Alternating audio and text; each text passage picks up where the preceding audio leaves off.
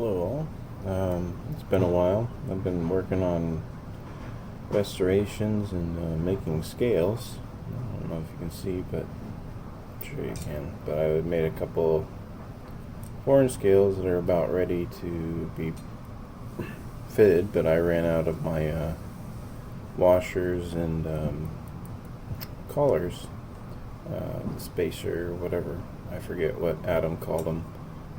But I got this razor that right here that I've been wanting to get finished, and it's been something's always setting it back. Anyways, it's got dulce on it, and you can see the letters that look like steel. So I couldn't find the maker to this one, but it's got a really nice ring to it. I don't like tapping my stones, but I don't know why I did that.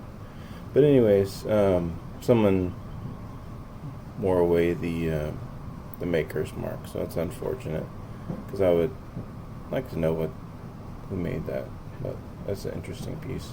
But yeah, it takes me about, well, if I work on several together, it takes me about a day to get several done. But they just need a little bit more polish. I just get them together to make sure they're working right. Probably got to heat treat them, straighten them out a little bit before the pinning. But like I said, I ran out of the stuff I needed. But that's what I've been mainly doing is repairs and making scales. But this time I wanted to talk about, like, on Coticules. I was trying to come up with something. What makes it change? You know, I was talking about stone engagement and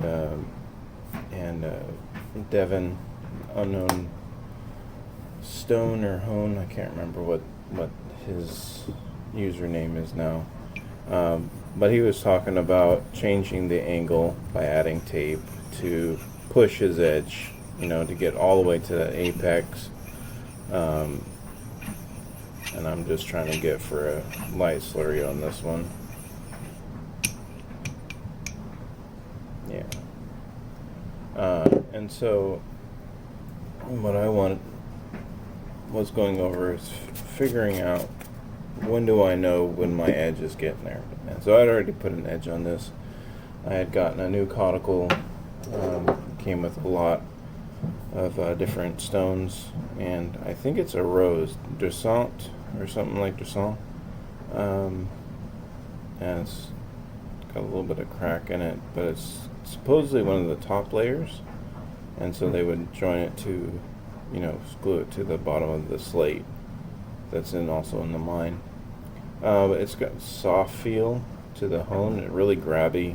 But again, it's something new, so I'm not getting the fine edge. It would cut. It's very smooth. It's kind of like the gross I have, or gross.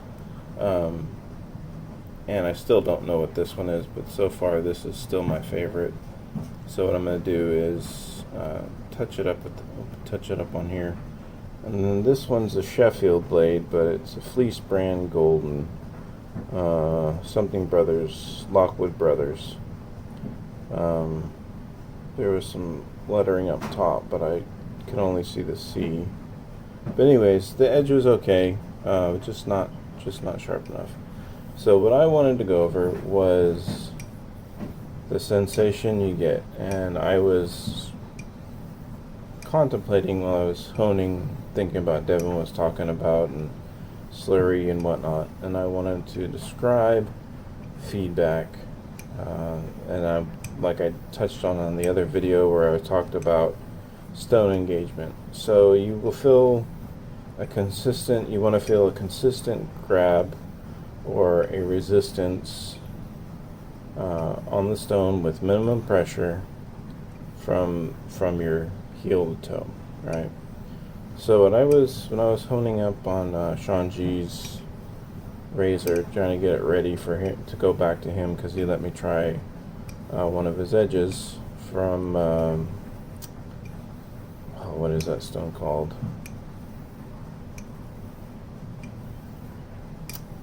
I'll think of it later. But anyways, It was it wasn't sharp enough because I put a conical edge on it for him to try, and so I did a touch up. And what I noticed was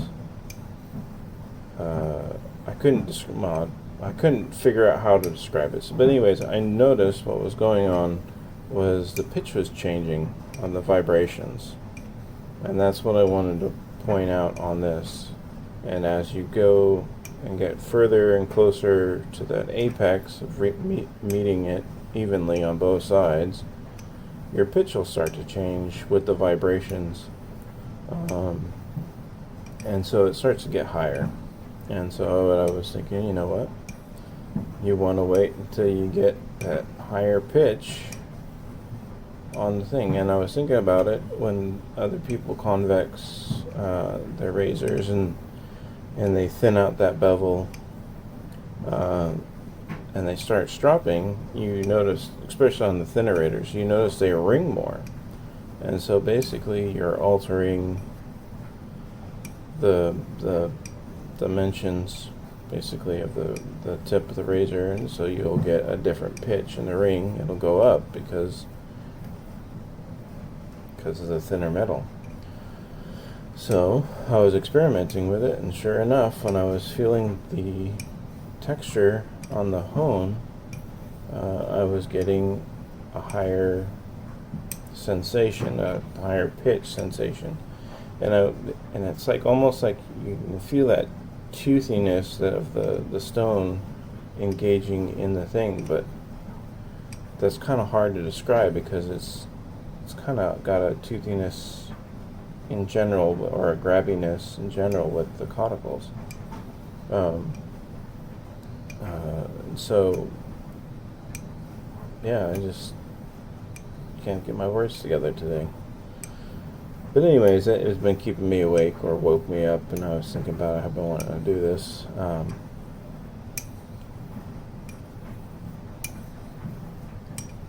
But I just wanted to get a honing session in. It's been a while. And another thing I've been finding that I try to leave as much slurry, because right now I just want to touch it up. I want it to cut enough, but not sharpen. I'm just touching up.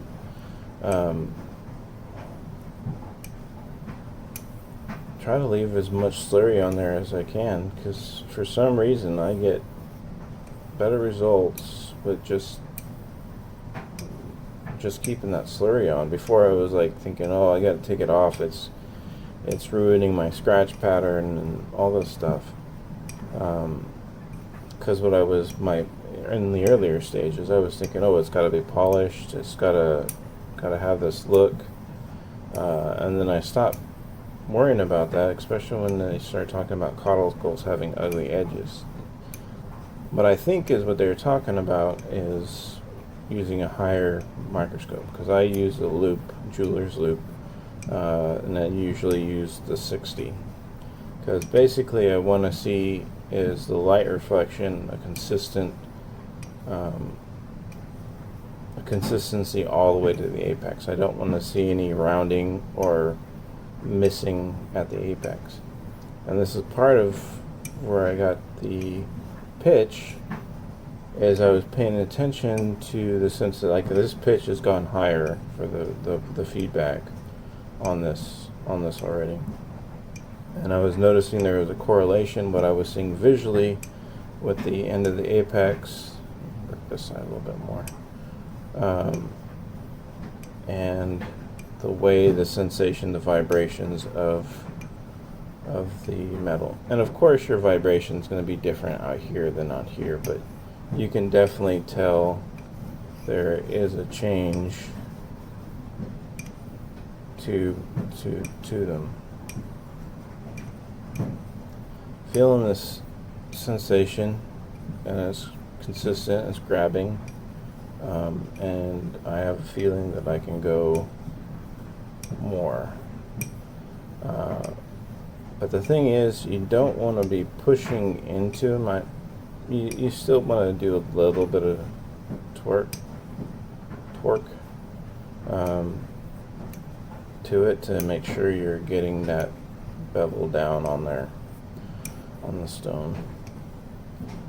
But you don't want to overdo it because you'll end up blowing out what you just did, because you got a really fine piece of metal out there and it starts to get weaker. So the Coticles aren't too aggressive, not like the arc in that regard, because the arc will just blow out your edge if you don't have the right amount of lubrication, or you have too much pressure, or you have the wrong angle. The arc is just completely unforgiving. Puts a beautiful edge on a razor, but yeah, they are definitely a lot harder on the steel than a Coticle is. You have a lot of flexibility with the Coticle, but it also has its own nuances that some people figure out right away, but it's taken me a while to hone in on it and figure it out.